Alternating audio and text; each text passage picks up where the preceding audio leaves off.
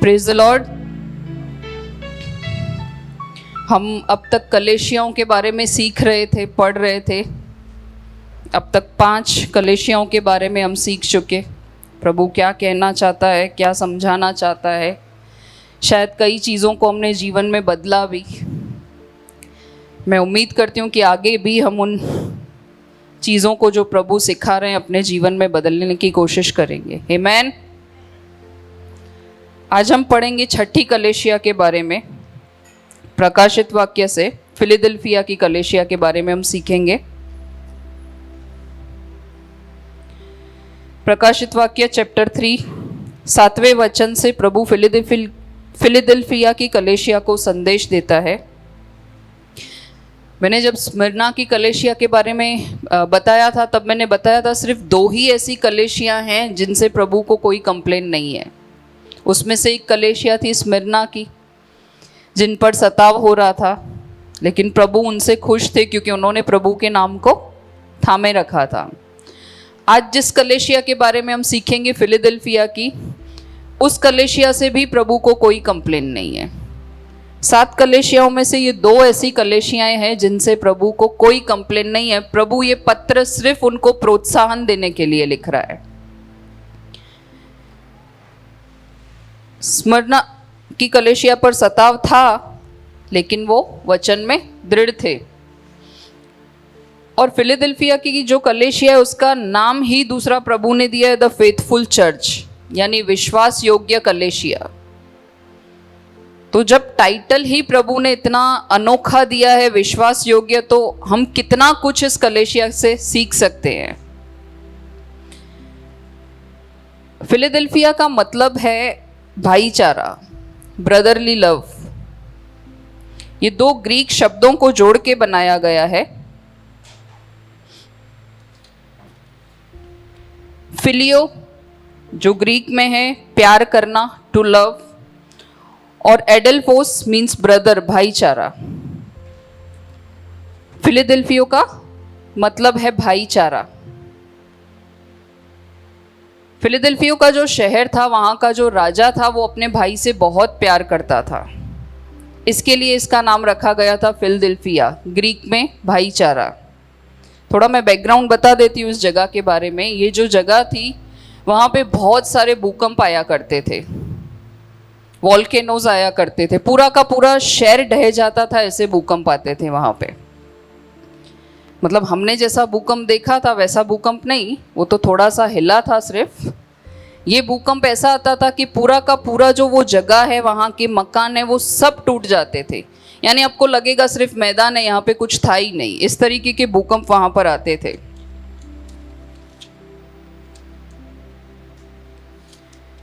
Seventeen AD में पूरी तरीके से ये फिलडेल्फिया का शहर जो है तबाह हो चुका था।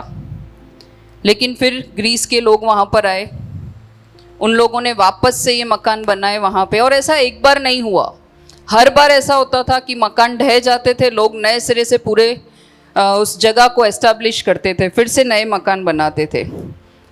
अमेरिका में भी ऐसी बहुत सी जगहें हैं जहाँ पे तूफान आते हैं, पूरे के पूरे मकान ढह जाते हैं, सब कुछ ख़त्म हो जाता है, फिर वो लोग वहाँ पे नए सिरे से मकान बनाते हैं। तो मैं सोच रही थी, जब बार बार ये भूकंप आते हैं तो वहाँ से शिफ्ट क्यों नहीं हो जाने का, वहाँ रहना ही क्यों है? कोई बता सकता है क्यों रह रहे थे फिलडेल्फिया के लोग वहाँ?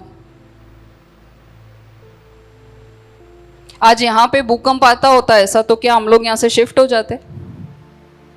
हर एक की इमोशंस, हर एक की वैल्यूज, फीलिंग्स उस जगह से जुड़ी हुई होती है, तो वहाँ से जाना इजी नहीं है। सब कुछ खत्म होने के बाद इंसान वापस उसको बना के और फिर वहाँ पे अपना जीवन शुरू करता है जीना। हाँ, लेकिन मैं सोच रही थी, अगर प्रभु कभी बोलता है कि चलो अहमदाबाद छोड़ के जाना है, तब हमारी प्रतिक्रिया क्या होगी? तब उन फीलिंग्स और इमोशंस को हम कैसे अपने कंट्रोल में करेंगे?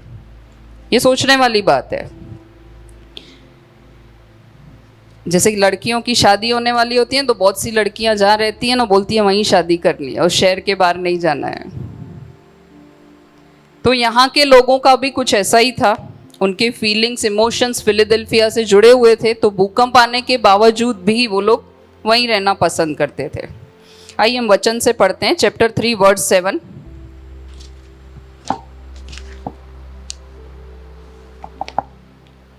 पढ़ देगा कोई?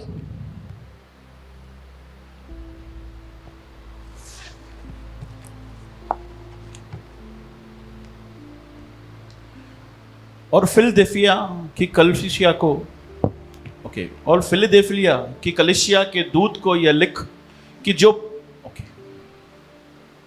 जो पवित्र और सत्य है और जो दाऊद की कुंजी रखता है, जिसके खोले हुए को कोई बंद नहीं कर सकता और बंद किए हुए को कोई खोल नहीं सकता, वह यह कहता है कि।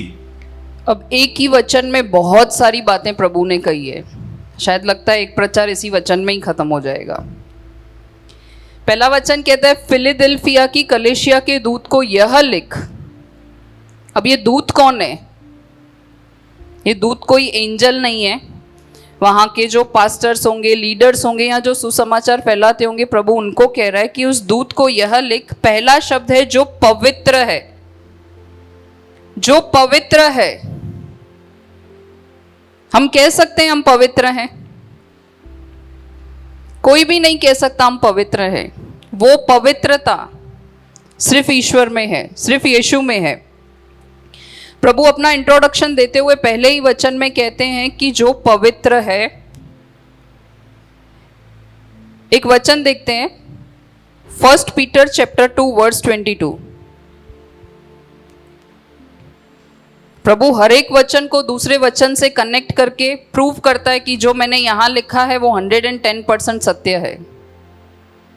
1 पीटर चैप्टर 2 वर्स 22 में भी प्रभु यही बात कहते हैं, न तो उसने पाप किया और न उसके मुंह से छल की कोई बात निकली। यानी जिसने पाप नहीं किया वही पवित्र है। He who is Holi. किसी भी चीज में, किसी भी इंसान में ऐसा कोई क्वालिटी नहीं है कि वो कह सके कि मैं निष्पापी हूं। उसके मुंह से, उसके मन से कोई छल की बात नहीं निकली है। जब हम सेकेंड सेशन में सीखते हैं तब हमने प्रभु की विशेषताएं कि एक ईश्वर कैसा हो सकता है, वो कैरेक्टरिस्टिक्स जब हमने देखे हैं तो उसमें एक चीज हमने देखी है कि वो पवित्र है। वो पवित्र है। ये दर्जा सिर्फ ईश्वर को ही दिया जा सकता है। कोई भी इंसान, कोई भी गुरु, कोई भी कितना भी गवर्नमेंट का बड़ा ऑफिसर हो, कोई भी बड़े पोजीशन पे हो, लेकिन कोई नहीं कह सकता कि मैं पवित्र हूं। कोई छोटी बात नहीं लिखी है यहाँ पे प्रभु ने। वो कहते हैं कि मैं पवित्र हूं। हम नहीं कह सकते हम पवित्र हैं।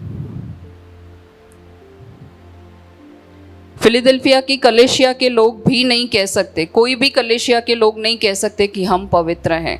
हम पवित्र तब होते हैं जब हम उसके लहू से धुलते हैं। आमीन। ऐसा होता है ना कि जब बहुत दिनों से हमने नहीं नहाया होता है तो शरीर से बदबू आती है, लेकिन कहीं जाना है तो हम परफ्यूम को स्प्रे करके जाते हैं। तो जब हम वहां जाते हैं तो किसकी खुशबू आती है? परफ्यूम की। इसी तरीके से जब हमारे मन में छल, कपट, क्रोध, पाप है तो जहां भी हम जाते हैं उसके लहू से धुल कर जाते हैं। तो खुशबू किसकी आती है हमारे शरीर से? जब हम उस लहू से धुलते हैं तो हमारे शरीर से यीशु की खुशबू आती है। दिख जाता है ना दूर से ही कि ये मसीह आ रहा है। क्या हमने खुद को ऐसा बनाया है?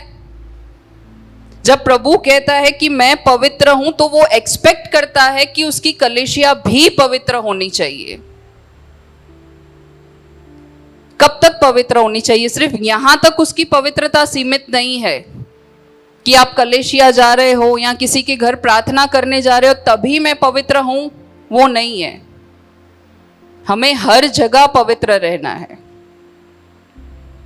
और हम मसीह हैं, प्रभु के लहू से धुले हुए हैं, तो हम ऐसा नहीं कह सकते कि मैं कोशिश करता हूं पवित्र होने की। नहीं, अपवित्रता हमारे यहां कहीं भी नहीं होनी चाहिए। तो जब हमारे अंदर की गंदगियां, गुनाह सब प्रभु के लहू से धुलते हैं तब हम कह सकते हैं कि मैं पवित्र हूं। उस परफ्यूम की तरह प्रभु पवित्र है, उसकी आंखें पवित्र है।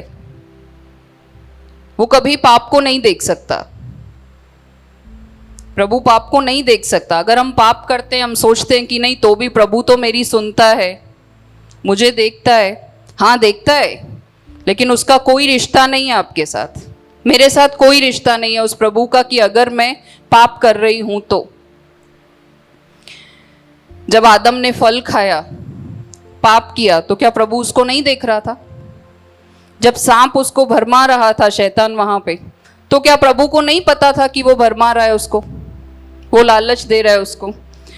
लेकिन प्रभु ने मुंह फेर दिया। उत्पत्ति में लिखा है कि प्रभु वहां पूछता है, आदम तू कहाँ है? क्या वो नहीं जानता था कि कहाँ है? लेकिन जब उसने पाप किया तो प्रभु ने मुंह फेर दिया उससे रिश्ता तोड़ दिया प्रभु ने। प्रभु पवित्र है, इसलिए वो ये गंदगियों को, ये गुनाहों को नहीं देख सकता, वो हमसे कोई रिश्ता नहीं रखना चाहेगा।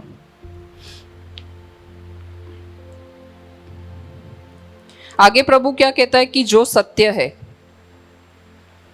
एक क्वालिटी प्रभु ने बताई कि ही हु इज होली, यानी वो पवित्र है। दूसरी चीज वो बता रहे हैं कि वो सत्य है।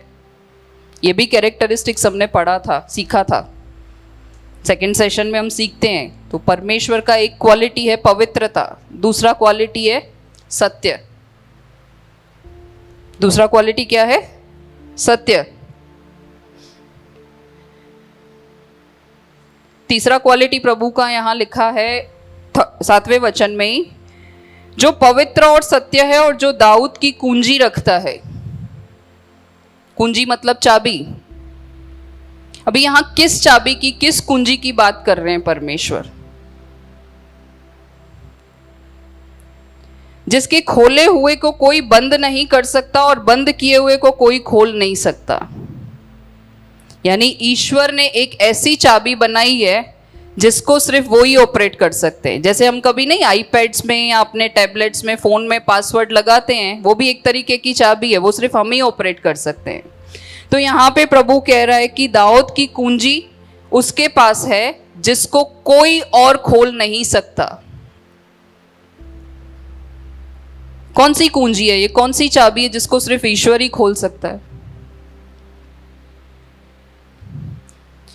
हम सब जब एक बिजनेस में होते हैं ना, बहुत जगहों पे ऐसा होता है कि जो लोग एक बिजनेस में होते हैं ना, तो लगता है कि पास वाले दुकान वाला है ना, वो ज़्यादा कमा लेगा मेरे से, वो मेरा कॉम्पिटिटर है। तो हम उसके खिलाफ षड्यंत्र रचने लगते हैं कि ये 500 रुपये में ये चीज़ दे रहा है ना, मैं 450 में दे रहा हूँ। लेकिन हमें समझने की ज़रूरत है कि जो कुंजी परमेश्वर के पास है, जो दरवाज़ा उसने खोल रखा है, मीन्स जो चीज मेरे लिए उस ईश्वर ने रखी है ना, कोई कितना भी पॉलिटिक्स खेल ले, कितना भी प्लानिंग प्लॉटिंग कर ले, लेकिन मेरे हिस्से की चीज परमेश्वर उसको नहीं देगा। जो मेरा है वो मेरे पास ही आने वाला है। लेकिन हम धरती पर रहने वाले इंसान हैं, हम भूल जाते हैं कभी कभी, सब कुछ अपने हिसाब से करने की कोशिश करते हैं। फिर जब अपने हाथ से कुछ नहीं होता है, फिर हम घुटने टिकाते हैं, प्रभु सब कुछ तेरे हाथ में सौंपते हैं। आपका नहीं पता, लेकिन मैं तो हमेशा ऐसा करती थी, अपने हिसाब से हाथ पैर मार लिए, सब कुछ कर लिया, फिर अब मेरे से नहीं हो रहा है, तब मैं जाऊंगी घुटने टिका कि प्रभु तेरे हाथ में मैं सौंप रही हूँ। तो ये मैंने पहले क्यों नहीं किया? लेकिन ठोकर खा के मैंने सीखा कि एंड में जाने से बेटर है कि मैं पहले ही प्रभु को सौंप दूं वो चीज़। जब प्रभु कोई दरवाज़ा बंद करता है तो वो हमारे अच्छे के लिए बंद करता है, लेकिन उस वक्त हम आतुर हो जाते हैं कि क्यों मेरे साथ ही ऐसा हो रहा है।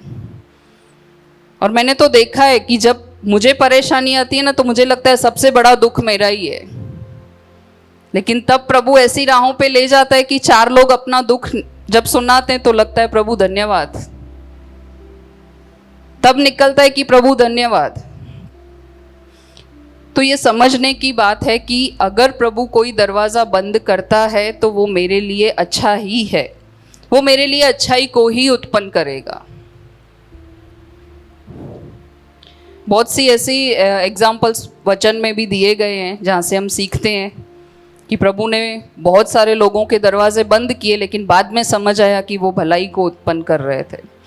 तो प्रभु के पास ही वो की है जिससे वो दरवाज़ों को खोल सकता है या बंद कर सकता है। तो ऐसा सिचुएशन आए तो हमें आतुर होने की ज़रूरत नहीं है, अपना सब कुछ प्रभु को सौंप दो। और नहीं भी सौंपते हैं तो आपके पास कोई और ऑप्शन है?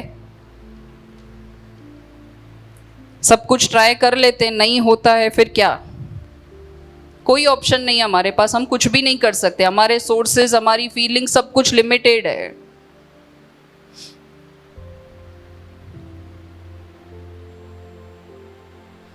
आगे प्रभु क्या कहते हैं, वचन पढ़ते हैं। 8th verse.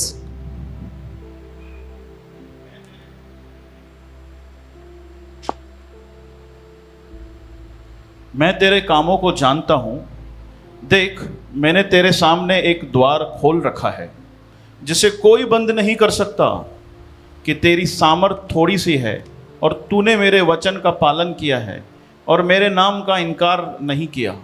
हालेलुया।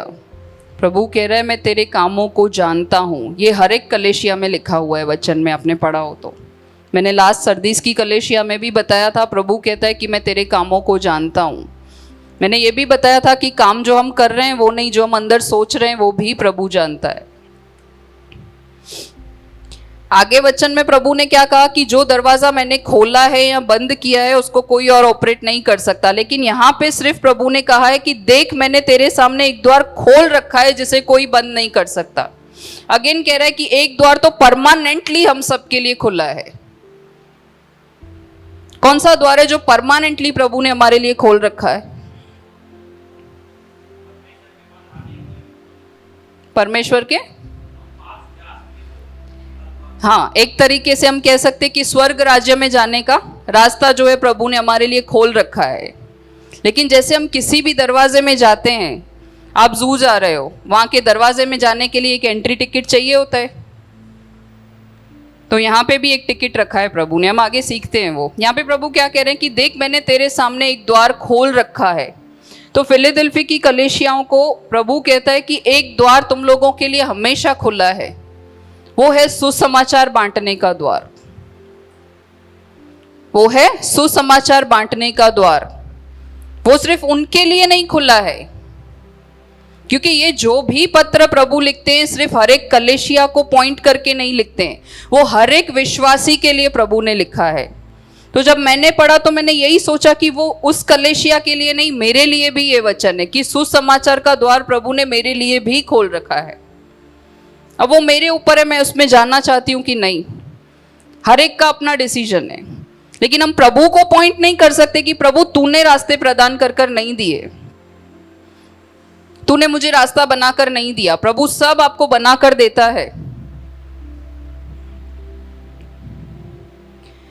ये वचन से भी हम सीखते हैं 2 कोरिन्थियन 2 का 12, 2 कोरिन्थियन चैप्टर 2 वर्स 12।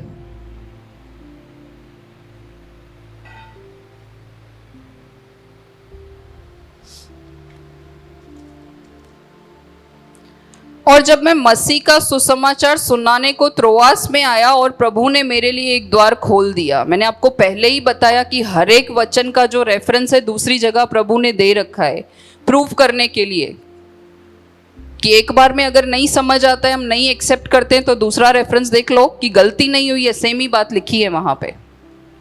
तो यहाँ प्रभु क्या कह रहा है, पौलुस की जो जर्नी थी, यात्रा थी, उसके दौरान प्रभु उससे कहता है कि मैंने तेरे लिए सुसमाचार का हर एक द्वार खोल दिया है।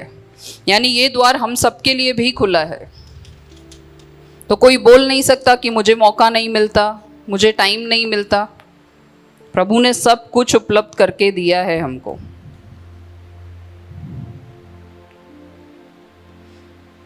जैसे हमारे बच्चे छोटे होते हैं ना, तो हम उनको हर एक द्वार खोल कर देते हैं। गाड़ी में बिठाएंगे तो गाड़ी का द्वार खोल के देंगे, उनको पढ़ाई करानी है तो उनके एजुकेशन का द्वार खोल के देते हैं, उन्हें कुछ बनाना है तो उनके करियर के लिए हम गाइडेंस देते हैं, वो द्वार हम उनको खोल के देते हैं। उनको फ्यूचर में क्या बनना है उसका द्वार हम खोल के देते हैं। कोई माँ बाप ऐसा है जो कहता है कि मैं तेरे को सपोर्ट नहीं करूँगा, कोई कहता है कि मैं फीस नहीं भरूँगा तेरी। हम कहीं से भी पैसे अरेंज करके अपने बच्चों के फ्यूचर के द्वार खोलते हैं, उनके करियर के द्वार खोलते हैं, वो अच्छा इंसान बने ऐसी परवरिश देने के द्वार खोलते हैं। तो हम बुरे माँ बाप होते हुए भी इतने द्वार अपने बच्चों को खोल के दे सकते हैं, तो वो तो हमारा स्वर्गीय पिता है। जबकि सुसमाचार सुनाना तो हर एक मसीह की ड्यूटी है। प्रभु क्यों खोल के दे द्वार? खुद एफर्ट्स करो, जाओ। हम बच्चों के लिए ड्यूटी निभाते हैं ना, बच्चे किस तरीके से भी चलते हैं, लेकिन हम अपनी ड्यूटी को पूरी करते हैं, तो प्रभु क्यों द्वार खोल के दे। लेकिन वो इतना भला है ना कि यहाँ पे उसने द्वार खोल कर दिए कि सिर्फ चलो इस पे। और ऐसा नहीं है कि हमारे चले बिना प्रभु का कोई भी कार्य रुक जाएगा। प्रभु ने फिलाडेल्फिया की कलीसिया के लोगों को अपॉर्चुनिटी दिया, वो द्वार खोल कर दिया। और मैं सोच रही थी सिर्फ ये द्वार खुला नहीं दिया है प्रभु ने हमारी बुद्धि का, ज्ञान का द्वार भी खोल कर दिया है कि जब वचन पढ़ो तो तुम समझो। इतनी सारी फैसिलिटीज दी है, यूट्यूब पे जाके मैसेज सुनो अगर आपको कोई वचन नहीं समझ में आता है। गूगल पे इतनी सारी चीज़ें दी है हर एक लैंग्वेज में कि उसको पढ़ के आप समझो। तो एक ये द्वार भी प्रभु ने खोल कर दिया है। बहुत लोग बोलते हैं मुझे वचन नहीं समझ में आता, मैं भी ऐसा ही बोलती थी, लेकिन कमी मुझ में थी, वचन में नहीं थी।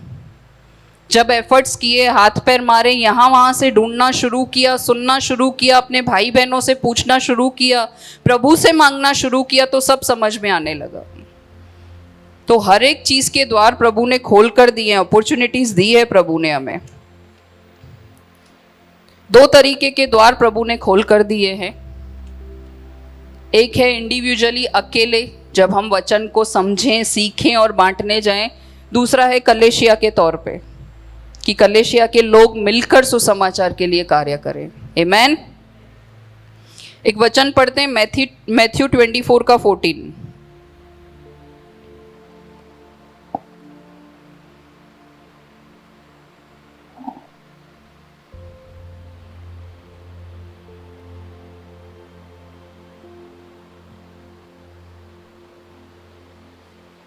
और राज्य का यह सुसमाचार सारे जगत में प्रचार किया जाएगा कि सब जातियों पर गवाही हो, तब अंत आ जाएगा। और राज्य का यह सुसमाचार कहाँ फैलाया जाएगा, कहाँ प्रचार किया जाएगा? सारे जगत में। यानी तब तक आपके पास टाइम है। आपके पास 1 महीना समय नहीं था, आप बिजी थे, मैं बिजी थी, ठीक है, नहीं किया।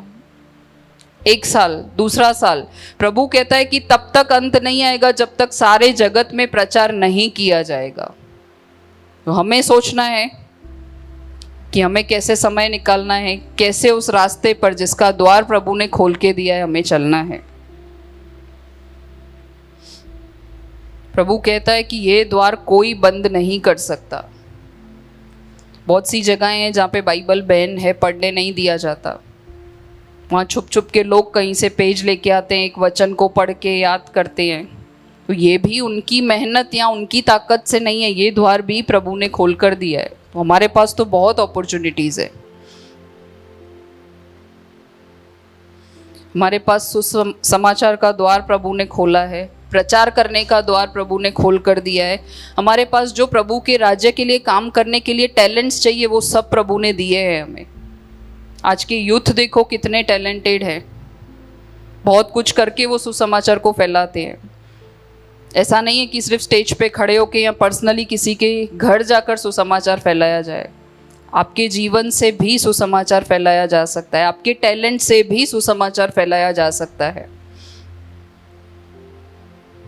हर एक आशीष के द्वार प्रभु ने खोल के दिए, प्यार के द्वार प्रभु ने खोल के दिए, सुख शांति के, कंफर्ट के द्वार प्रभु ने खोल के दिए हैं। और सुसमाचार के साथ साथ प्रभु ने स्वर्ग राज्य का द्वार भी हमें खोल कर दिया है। आमेन। मैंने कहा कि उसने अपने लहू से धोकर हमें शुद्ध किया है। ऐसे ही शुद्ध नहीं किया कि प्रभु फ्री बैठे थे कि चलो इसको शुद्ध कर देते हैं। नहीं, He wants something from us। वो चाहता है कि हम उसके कार्यों को करें। सिर्फ उस ईश्वर के पास ही, यीशु के पास ही अथॉरिटी है उस द्वार को खोलने की या बंद करने की। फिलाडेल्फिया की कलीसिया के लोग बुद्धिमान थे इसलिए ये द्वार प्रभु ने खोल कर दिया उन्हें, या ताकतवर थे इसलिए खोल कर दिया? क्यों उन्हीं को ये द्वार खोल कर दिया?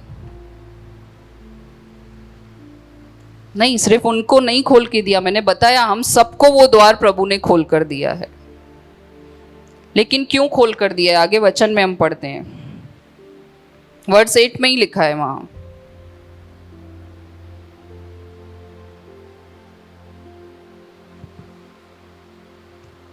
मैं तेरे कामों को जानता हूं, देख मैंने तेरे सामने एक द्वार खोल रखा है जिसे कोई बंद नहीं कर सकता, कि तेरी सामर्थ थोड़ी सी है। हालेलुया। प्रभु मेंशन करता है कि तेरी सामर्थ थोड़ी सी है, लेकिन फिर भी इस कलेशिया से प्रभु खुश है। मैं सोच रही थी कि जब सामर्थ, ताकत, हिम्मत थोड़ी सी है इन लोगों में, तो भी प्रभु क्यों खुश है?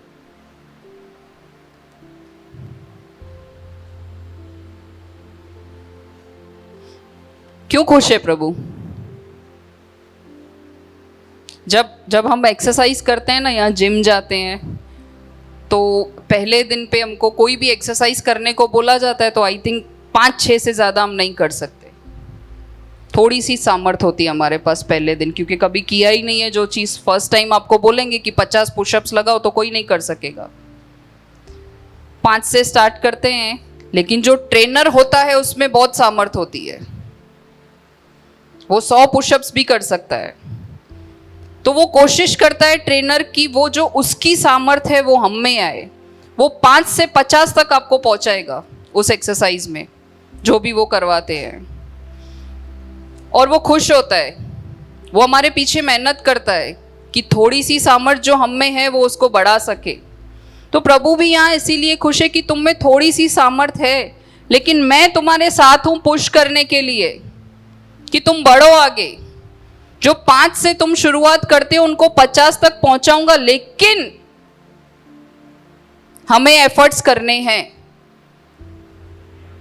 मैं घर बैठ जाऊं कि अपने आप ये 5 आज पुशअप्स लगाए तो कल तक 50 हो जाए, तो ऐसा नहीं होगा।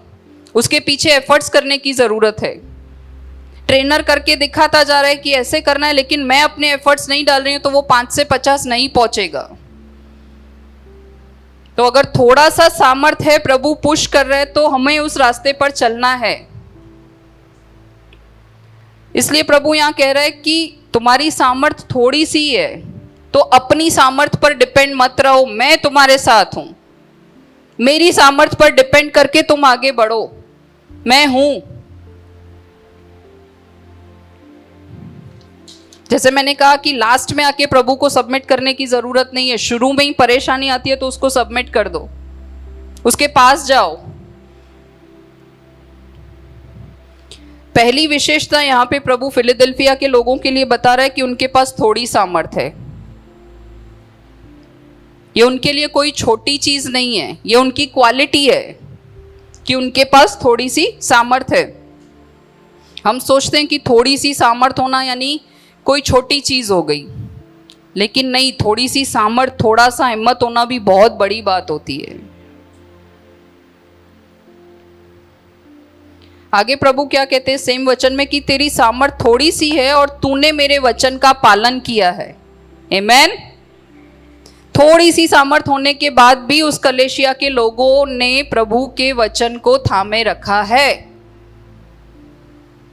कोई डगमगाया नहीं है विश्वास से। तभी प्रभु उनको ये इनकरेजमेंट वाला पत्र लिख रहा है, प्रोत्साहन वाला, कि इतनी सी हिम्मत होने के बाद भी तुमने मेरे वचन का पालन किया है। सोचो ना, थोड़ी सी सामर्थ के बाद भी उन्होंने वचन को थामे रखा है। तो बहुत सामर्थ होती तो वो लोग क्या क्या करते। पहली क्वालिटी है उनकी थोड़ी सी सामर्थ। दूसरी विशेषता यहाँ पे कह रहे हैं प्रभु कि तूने मेरे वचन का पालन किया है। मैथ्यू 7:21 देखते हैं हम। आज थोड़े वचन ज़्यादा कनेक्टेड हैं। मैथ्यू 7:21।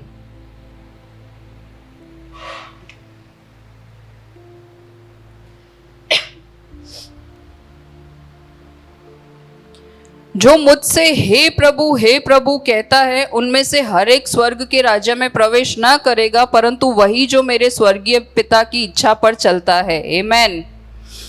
तो थोड़ी सी सामर्थ है, हम बड़े बड़े काम नहीं कर रहे हैं, कोई आश्चर्य कर्म नहीं कर रहे हैं, लेकिन हे प्रभु खाली कर रहे हैं, तो वो लोग प्रभु के राज्य में नहीं जाएंगे। थोड़ी सी सामर्थ के साथ भी जो प्रभु का वचन थामकर उसकी आज्ञा पालन करते हैं वो स्वर्ग राज्य पर जाएंगे। जो अपने स्वर्गीय पिता की इच्छा पर चलते हैं वो स्वर्ग राज्य में जाएंगे।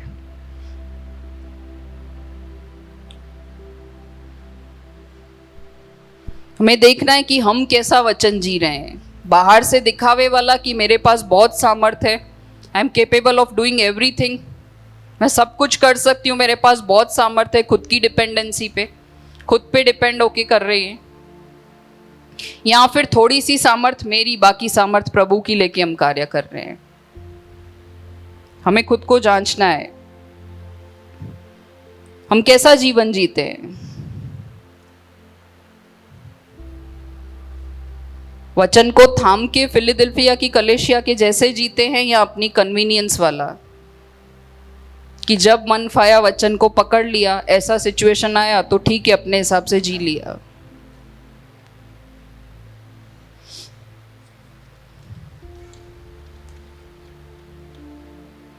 प्रभु खुश है फिलडेल्फिया की कलीसिया से, क्योंकि उन लोगों ने प्रभु के नाम का इनकार नहीं किया। वचन कहता है कि तेरी सामर्थ थोड़ी सी है, फिर भी तूने मेरे वचन का पालन किया है और मेरे नाम का इनकार नहीं किया। चौथी क्वालिटी यहां पे, थोड़ी सी सामर्थ थी, फिर भी वचन को थामे रखा। और तीसरा, प्रभु के नाम का इनकार नहीं किया। हम कैसे जीते हैं? संडे के संडे मसीह जीवन जीते हैं कि हर क्षण जब तक सांस है तब तक मसीह जीवन जीते हैं? क्या हम उसके नाम का इनकार करते हैं? हम कभी कभी ऐसा हो जाता है सिचुएशंस, तो हम बोलते प्रभु को तो सब पता है ना, यहाँ पे ऐसा हो रहा था तभी मैंने उसके नाम का इनकार किया। जैसे फुल फैमिली फंक्शन चल रहा हो, सारे फैमिली वाले लोग वहां बैठे हैं, सब ड्रिंक कर रहे हैं और हमें चिढ़ा रहे हैं। बोलते हैं ना, बहुत बार होता है, हेडिस वडो मसीह आयो तो ग्लास न तो खणाई। तब हम कैसे जवाब देते हैं? हमारा स्टैंड हम कैसे लेते हैं? आमीन। इसलिए कहते हैं कि हमने वचन को थामे रखा है।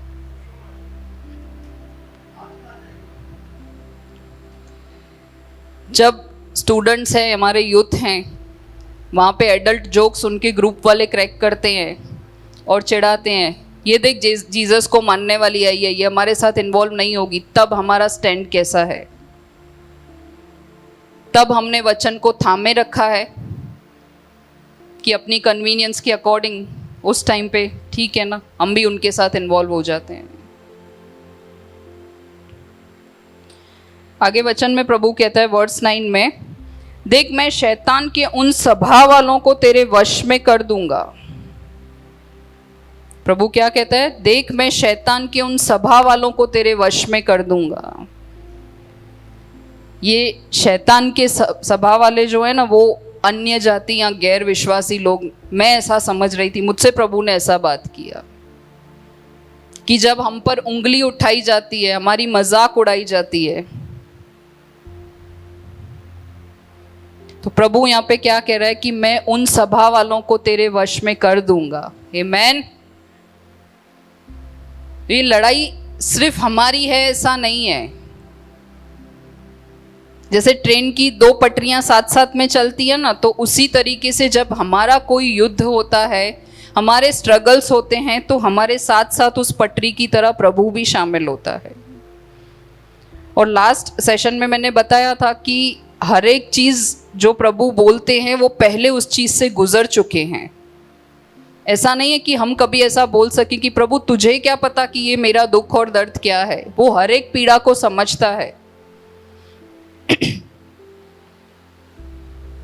यहाँ पे प्रभु इन कलीसिया के लोगों को कहता है कि कुछ लोग तुम में भी ऐसे हैं जो कहते हैं कि मैं आत्मिक हूँ, मैं विश्वासी हूँ। वहाँ पे भी कुछ लोग ऐसे थे, मैं सत्य पर चलता हूँ, मैं धर्मी हूँ। लेकिन प्रभु कहता है कि वो सब शैतान की सभा वाले हैं, उसकी टीम वाले हैं। उनको लगता है कि हम इस कलीसिया के लोगों में फिट बैठ रहे हैं, लेकिन ऐसा नहीं था। वो सच्चे मसीह होने का दिखावा करते हैं, मुखौटा पहनते हैं, पर वो है नहीं। आगे प्रभु क्या कहता है कि उन सभा वालों को तेरे वश में कर दूंगा जो यहूदी बन बैठे हैं पर है नहीं, वरन झूठ बोलते हैं। देख मैं ऐसा करूंगा कि वो आकर तेरे चरणों में दंडवत करेंगे और ये जान लेंगे कि मैंने तुझसे प्रेम रखा है। कितना अनोखा वचन है, यहाँ पे लिखा है, प्रभु कहता है कि मैंने तुझसे प्रेम रखा है। यानी प्रभु को भी डिफरेंस करना पता है कि ये लोग तुम्हारे ऊपर सताव कर रहे हैं। ऐसा नहीं है कि प्रभु उनसे नफरत करता है, प्यार तो प्रभु हर एक जन से करता है, लेकिन हमारी स्ट्रगल्स को प्रभु समझता है। वो यहाँ पे कह रहा है कि मैंने तुझसे प्रेम रखा है। क्लियरली बता रहा है कि तुम्हारे जो बैरी होंगे वो तुम्हारे चरणों में आके गिरेंगे। ये सिर्फ तुम्हारा युद्ध नहीं है। हमें क्या करना है? सिर्फ वचन को थामे रखना है।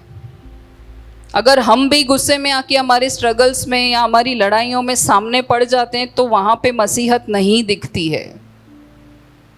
हमारा युद्ध वो लड़ने के लिए बैठा है। 10th वचन में प्रभु क्या कहते हैं? तो तूने मेरे धीरज के वचन को थामा है। यानी यहाँ पे प्रूफ करता है कि मसीहत के साथ साथ धीरज फ्री में मिलता है। यानी आप ऐसा नहीं बोल सकते कि मुझे नहीं चाहिए, फ्री वाली चीज़ें आपको लेना ही पड़ेगा और उसको लेके अलमारी में भी नहीं रख सकते, उसको साथ में ही रखना है आपको। जहां मसीहत है, प्रभु है, वहां धीरज कंपलसरी है। हम कभी कभी बोलते हैं कि आपको क्या पता, सिचुएशन ऐसा था, हाथ से निकल गया, मेरे मुंह से निकल गया। नहीं कह सकते। आप मसीह हो, आपको धीरज धरना पड़ेगा। एक भी शब्द हमें ऐसा नहीं यूज करना है जो हमारे प्रभु को नीचा करे, क्योंकि जज करने के लिए दुनिया वाले बैठे ही हैं। सबसे पहला स्टेटमेंट जब आपने उल्टा कुछ भी बोला ना, हेड सत्संग दे वेंदी थई। आपने 100 अच्छे काम किए लेकिन एक शब्द रॉन्ग बोला तो उंगली कहां उठती है? उनको पॉइंट करने का मौका मिल जाता है जो हमें नहीं देना है।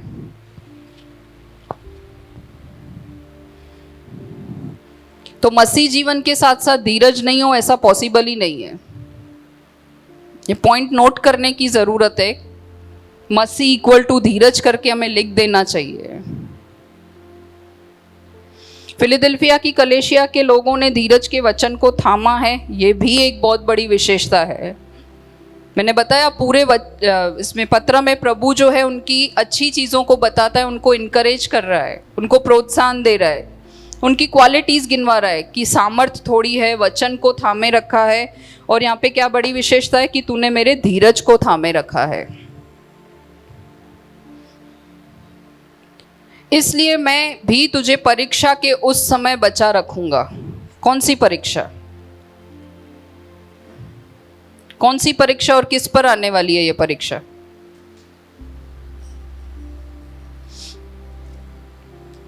जो पृथ्वी पर रहने वालों के परखने के लिए सारे संसार पर आने वाली है।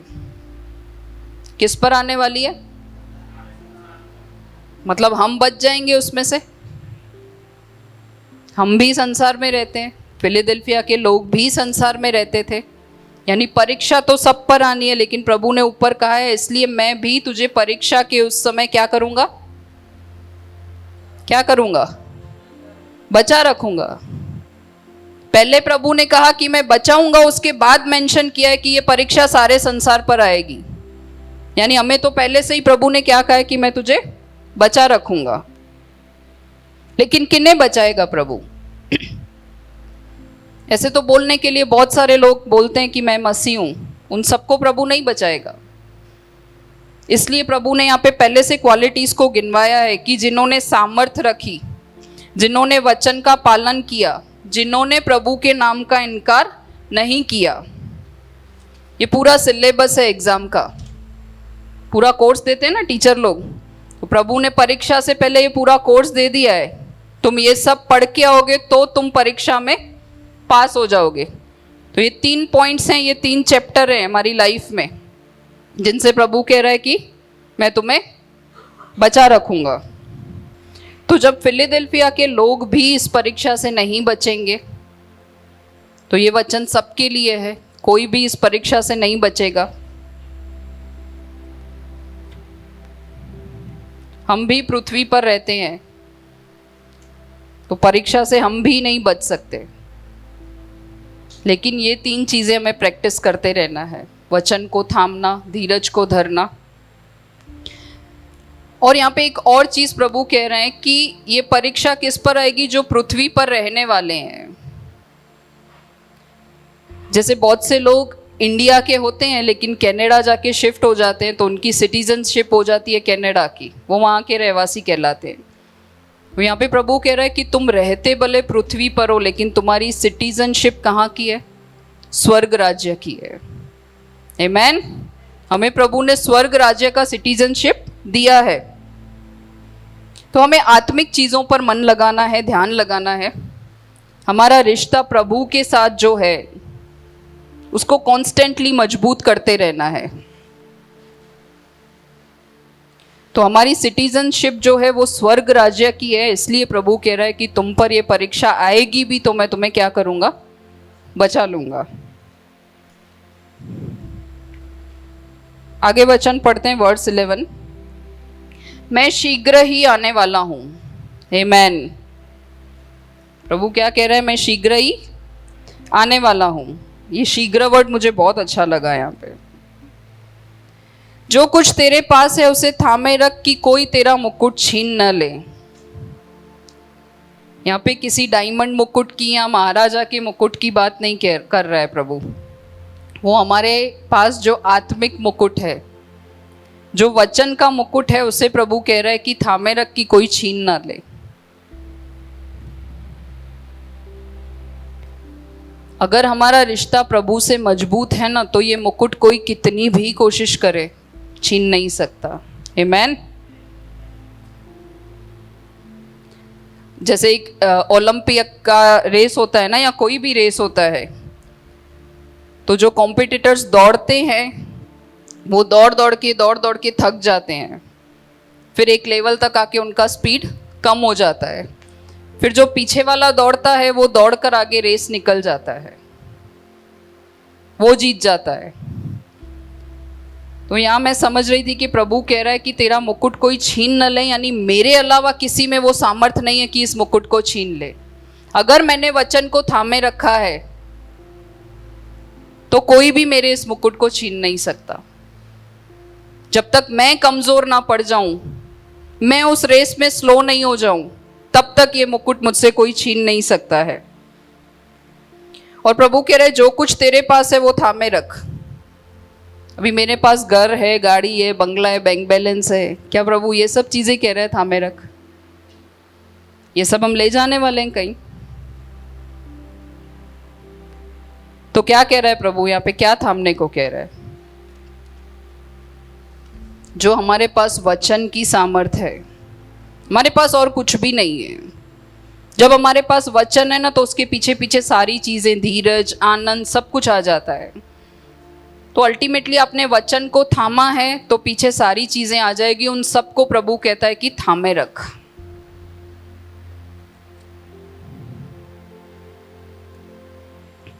जब हम ये चीजों को थामे रखते हैं तो प्रभु कहता है वो जो दाऊद वाली कुंजी थी ना, चाबी, वो सिर्फ मेरे पास है, कोई भी छीन नहीं सकता तुझसे।